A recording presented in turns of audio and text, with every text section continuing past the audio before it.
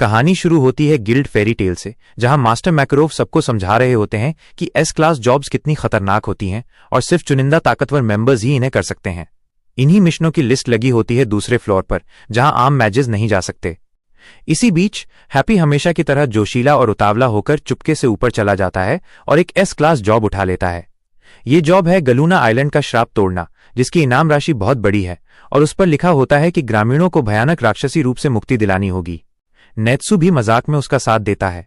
Lucy जब ये देखती है तो घबरा जाती है और कहती है कि अगर मास्टर को पता चला तो बहुत बड़ी सजा होगी, लेकिन नेत्सु अपनी जिद पर अड़ा रहता है और कहता है कि यही असली एडवेंचर है। फिर नेत्सु, लूसी और हैप्पी चुपचाप बोट लेकर निकल पड़ते हैं। सफर के दौरान एक मजेदार सीन आता है जहां नेत्सु हमेशा की तरह बोट पर चक्कर खाकर समुद्री बीमारी मोशन सिकनेस से परेशान हो जाता है। हैप्पी मजे लेता है और लूसी थोड़ी चिढ़ती है कि वो खुद मुसीबत बुला रहा है। तभी उनकी बोट पर ग्रे फुलबस्टर अचानक आ जाता है।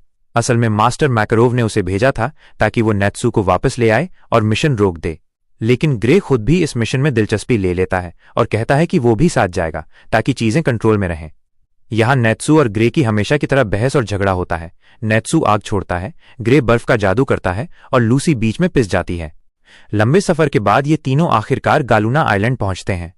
वहां वे गांव के लोगों से मिलते हैं जो बताते हैं कि जब भी पूर्णिमा होती है वे सभी इंसान से बदलकर डरावने दानव जैसे दिखने लगते हैं। उनकी शक्ल बिगड़ जाती है, शरीर पर सींग और पंजे आ जाते हैं, लेकिन उनके अंदर का दिल इंसान का ही रहता है। ग्रामीण बताते हैं कि यह पुराना श्राप है और वे इससे छुटकारा चाहते हैं। नेत्सु तुरंत कहता है कि वो उनकी मदद करेगा, जबकि ग्रे नियमों का हवाला देकर मना करता है। लेकिन धीरे धीरे वो भी मान लेता है कि अगर वो यहां तक आए हैं तो ग्रामीणों को यूं अकेला छोड़ना गलत होगा। लूसी भी मान जाती है। रात होती है और नेत्सु चैन से नहीं बैठ पाता। वो हैप्पी के साथ द्वीप की तलाशी लेने निकल पड़ता है। दोनों समुद्र के किनारे से होते हुए एक पुराने मंदिर जैसे खंडहर तक पहुंचते हैं, जहां दूर से अजीब सी रोशनी और कुछ लोगों की आवाजें सुनाई देती हैं। वे छिपकर देखते हैं कि कुछ डार्क मैच किसी मून ड्रिप सेरेमनी नामक अनुष्ठान को कर रहे हैं। इस जादू में चांद की रोशनी को तरल रूप में जमा किया जाता है ताकि किसी विशेष सील या बर्फ में बंद वस्तु को तोड़ा जा सके। ये देखकर नेत्सु और हैप्पी चौंक जाते हैं और सोचते हैं कि शायद यही श्राप की जड़ है। इस बीच ग्रे और लूसी भी उन्हें खोजते हुए वहीं पहुंचते हैं। ग्रे को देखकर वहां मौजूद डार्क मैच का लीडर मुस्कुराता है और धीरे धीरे छाया से बाहर आता है। वो कोई और नहीं बल्कि लियोन बास्टिया होता है, ग्रे का पुराना साथी और बचपन का राइवल, जिसने कभी ग्रे के साथ उनकी गुरु उर से ट्रेनिंग ली थी। ग्रे उसे देखकर हैरान रह जाता है और पूछता है कि वो यहां क्या कर रहा है। लियोन बताता है कि वो मून ड्रिप का प्रयोग करके बर्फ में सील किए गए एक शक्तिशाली दानव को पुनर्जीवित करना चाहता है ताकि वो खुद साबित कर सके कि वो उर से भी ज्यादा ताकतवर है। ये सुनकर ग्रे स्तब्ध रह जाता है, क्योंकि वो जानता है कि उनकी गुरु उर ने कभी उस भयानक दानव को रोकने के लिए अपनी जान दी थी। अब लियोन उसी दानव को फिर से जगाने की कोशिश कर रहा है। नेत्सु, ग्रे और लूसी सब समझ जाते हैं कि ये द्वीप का श्राप असल में लियोन के इस खतरनाक मून ड्रिप प्रयोग से जुड़ा हुआ है और अगर उसे नहीं रोका गया तो पूरा द्वीप और उसके लोग नष्ट हो सकते हैं। नेत्सु, ग्रे, लूसी और हैप्पी अब उनका एक ही मकसद है, इस जादू को रोकना और गांव वालों को बचाना।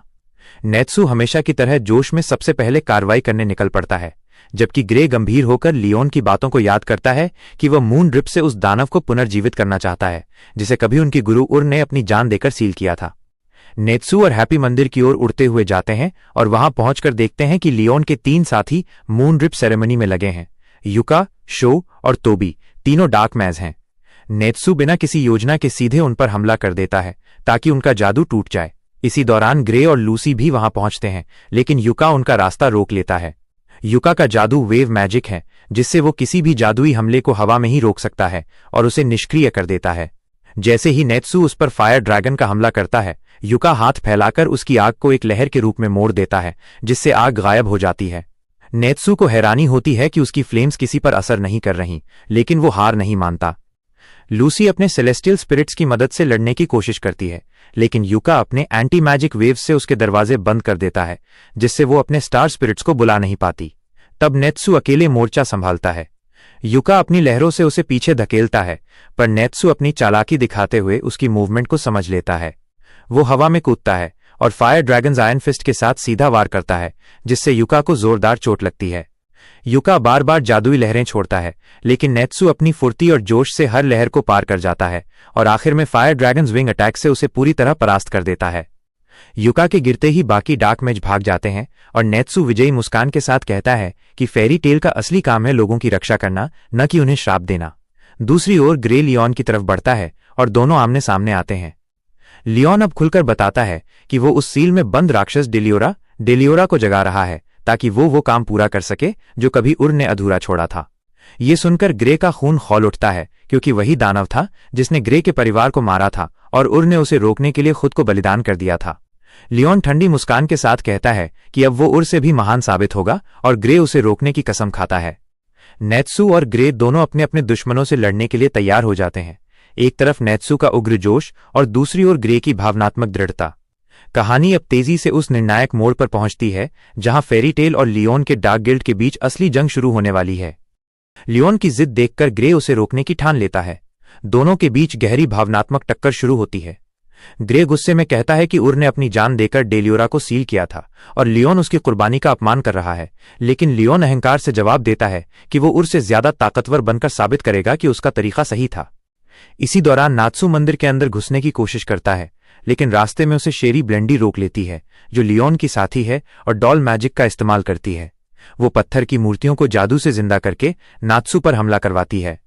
नात्सु पहले तो उलझ जाता है क्योंकि उसके फायर हमले पत्थर पर बेअसर लगते हैं, लेकिन जब उसे समझ आता है कि ये जादू से चल रहे पपेट हैं तो वो अपने फायर ड्रैगन्स रोड से पूरे इलाके को जला देता है, जिससे शेरी का जादू टूट जाता है। शेरी नाराज होकर कहती है कि फेरी टेल वाले हमेशा सब नष्ट कर देते हैं, पर नात्सु कहता है कि जो बुराई करेगा वो उसकी आग में जल जाएगा। दूसरी ओर ग्रे और लियोन की लड़ाई तेज हो जाती है। दोनों आइस मेक मैजिक के उस्ताद हैं। लियोन मल्टीफॉर्म का उपयोग करता है जिससे वह एक साथ कई बर्फीले जानवर और हथियार बना लेता है, जबकि ग्रे स्टैटिक फॉर्म का उपयोग करता है जो ज्यादा स्थिर और ताकतवर है। उनकी बर्फ की टक्कर से पूरा मंदिर कांप उठता है, ठंडी हवाएं तेज हो जाती हैं और दोनों की बराबरी की ताकत देखकर उनके साथी दंग रह जाते हैं।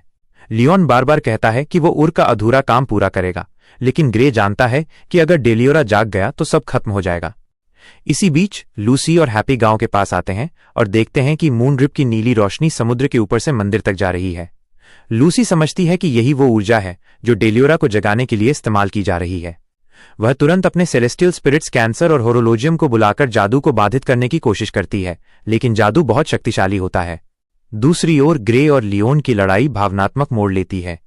ग्रे को याद आता है जब बचपन में उसने डेलियोरा को रोकने की कोशिश में गलती की थी और उर को अपनी जान देनी पड़ी थी। वो लियोन से कहता है कि वो अपनी ही गुरु की बलिदान को मिटाकर खुद को शर्मिंदा कर रहा है, लेकिन लियोन बिना रुके आइस मेक ड्रैगन नामक शक्तिशाली तकनीक से हमला करता है और ग्रे को दीवार से टकरा देता है। घायल होकर भी ग्रे खड़ा होता है और कहता है कि फेरी टेल के सदस्य कभी हार नहीं मानते। मून ड्रिप की किरणें बर्फ पर पूरी तरह गिरने लगती हैं और डेलियोरा की बर्फ की सील पिघलने लगती है। लियोन मुस्कुराता है क्योंकि उसका सपना पूरा होने के करीब है, जबकि ग्रे जमीन पर गिरा हुआ उसकी ओर देखते हुए कसम खाता है कि वो किसी भी कीमत पर डेलियोरा को बाहर नहीं आने देगा। आसमान में चांद की नीली रोशनी चमकती है और फेरी टेल व डार्क गिल्ड के बीच की असली जंग शुरू होने का संकेत देती है। यहीं से कहानी का सबसे भावनात्मक हिस्सा शुरू होता है, एक लंबा फ्लैशबैक जिसमें ग्रे और लियोन के बचपन की कहानी दिखाई जाती है। कई साल पहले दोनों बच्चे थे और उर, जो बेहद ताकतवर आइस मेक जादूगर थी, ने उन्हें अपने शिष्य के रूप में अपनाया था। उस समय डेलियोरा नाम का राक्षस कई शहरों को तबाह कर रहा था। ग्रे के शहर पर भी उसने हमला किया था और ग्रे एकमात्र जीवित बचा था। उर ने उसे बचाया और अपने घर ले आई, जहां पहले से लियोन मौजूद था। लियोन हमेशा सबसे अच्छा शिष्य बनना चाहता था, लेकिन जब उर ने ग्रे को भी सिखाना शुरू किया तो उसके मन में ईर्ष्या और प्रतिस्पर्धा बढ़ने लगी। फ्लैशबैक में दिखाया जाता है कि कैसे एक दिन ग्रे ने गुस्से और बदले की भावना में आकर उर की आज्ञा के खिलाफ जाकर डेलियोरा पर हमला करने की कोशिश की। उर और लियोन उसे रोकते हैं, लेकिन तब तक बहुत देर हो चुकी होती है। डेलियोरा जाग चुका होता है। लड़ाई में उर को एहसास होता है कि डेलियोरा को हराने का कोई दूसरा तरीका नहीं है। वह अपनी सबसे अंतिम और खतरनाक तकनीक आइस शेल आइस नो मेमी का उपयोग करती है। यह जादू उस व्यक्ति की आत्मा और शरीर दोनों को बर्फ में बदलकर दुश्मन को हमेशा के लिए सील कर देता है, लेकिन इसकी कीमत होती है जादूगर का जीवन। उर ये तकनीक लगाकर खुद बर्फ में बदल जाती है और उसी से डेलियोरा को हमेशा के लिए कैद कर देती है। लियोन और ग्रे उसे बचा नहीं पाते और बर्फ में उसकी आकृति जम जाती है। ग्रे रोते हुए कहता है कि उर की मौत उसकी गलती थी, क्योंकि अगर वो बचपन में जिद न करता तो उर को बलिदान नहीं देना पड़ता। लियोन को ये लगता है कि उर ने उसे अधूरा छोड़ दिया और उसे कभी ये जादू नहीं सिखाया ताकि वो कमजोर रहे। तभी से उसके अंदर ये पागलपन आ गया कि वो उर से आगे निकलकर डेलियोरा को फिर से जगाएगा। वर्तमान में लौटते हुए ग्रे चिल्लाकर कहता है कि आइस्ड शेल कोई साधारण जादू नहीं था और आज भी बर्फ के रूप में डेलियोरा को सील किए हुए है, और अगर लियोन उसे पिघलाएगा तो उर की आत्मा भी खत्म हो जाएगी। ये सुनकर लियोन हिल जाता है, लेकिन उसका घमंड उसे मानने नहीं देता। उधर लूसी और हैप्पी मंदिर के बाहर देख रहे होते हैं कि मून ड्रिप की किरणें तेज हो गई हैं और समुद्र की सतह तक रोशनी पहुंच रही है।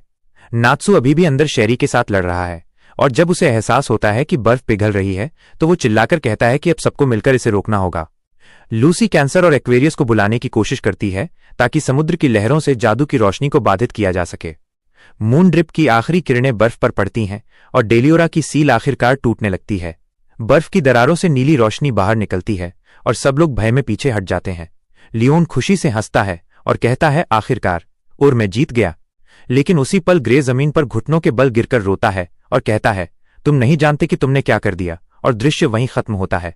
डेलियोरा का चेहरा बर्फ के अंदर से झलकता है और पूरा आइलैंड कांप उठता है, और सबकी नजर उस विशालकाय राक्षस पर टिक जाती है जो धीरे धीरे बाहर आने लगता है। दूसरी ओर नात्सू शेरी को हरा देता है और अब मंदिर के केंद्र की ओर दौड़ पड़ता है। रास्ते में वो हैप्पी और लूसी से टकराता है, जो बता रहे होते हैं कि मून ड्रिप का असर पूरे द्वीप पर फैल गया है और पूरा आकाश नीली चमक से भर गया है।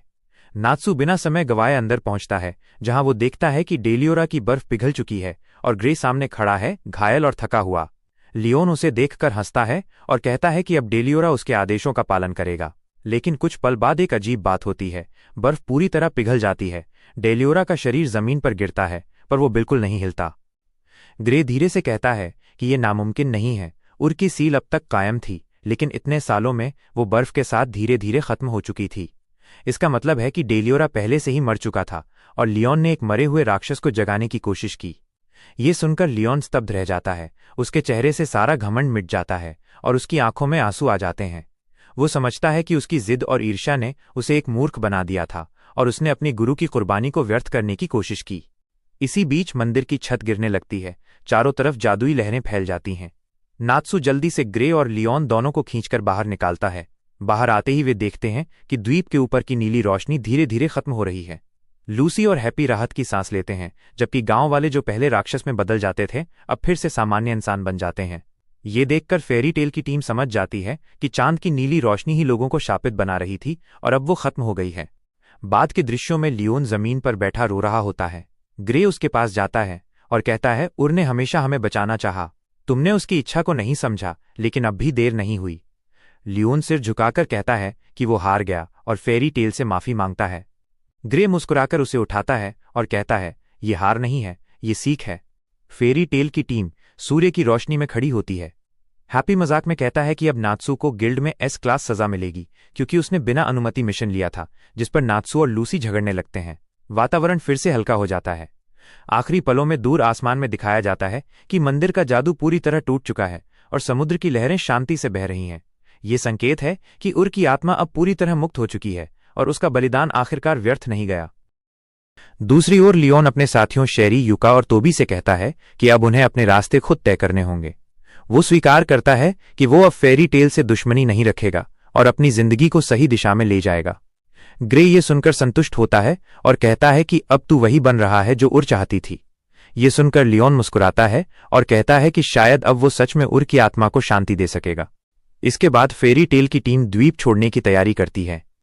लूसी अपनी डायरी में लिखती है कि ये उसका अब तक का सबसे अजीब और भावनात्मक मिशन था, जहां उन्हें दोस्ती, बलिदान और जादू का असली अर्थ समझ आया। नात्सू और हैप्पी जहाज में बैठते हैं, लेकिन जैसे ही जहाज चलने लगता है, नात्सू हमेशा की तरह सी सिक समुद्री बीमारी हो जाता है और बेहोश पड़ जाता है।